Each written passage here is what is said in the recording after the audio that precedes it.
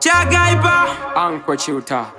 Ishe Mr. Sam Chris Magaifa Yawage Ziganziza kude kushinga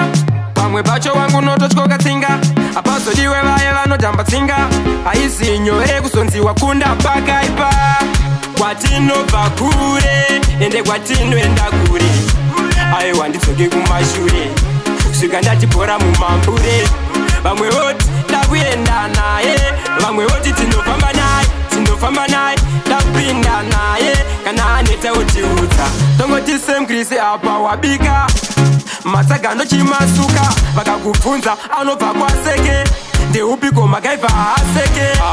andina nguva yekutamba nawo ndezvebasa totongoti toshanda nawo usazoti ni wakandona ndakamira nawo dzingori nyaya hapana chanouya nacho kwatinobva kure ende kwatinoenda kure aiwa ndidzoke kumashure svika ndatipora mumambure vamwe voti ndakuenda naye vamwe voti tinofamba naye ndapinda naye kana aneta utiudza variko vanokomborera kana muripo chitogarai matokomborera handingagare ndakasungwa mbira chindisimudza ndiise pamanera onai mwana wenyu anongotenderera zvauri hudzi unongopfungaira musamusimbise zvekuti anozvikaira zvelevho iroro ramba uchizvifaira hatimbotiniwa hapana tatochaira kwatinobva kure ende kwatinoenda kure aiwa ndidzoke kumashure svika ndatipora mumambure vamwe voti ndakuenda naye vamwe voti tinofamba naye ndapinda naye kana aneta utiudza tongoti Sam Chris apa wabika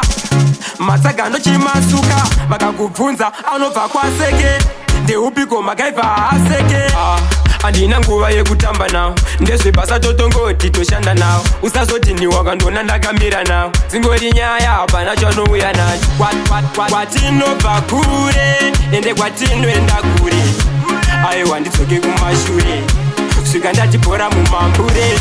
vamwe voti ndakuenda naye vamwe voti tinofamba naye ndapinda naye kana aneta utiudza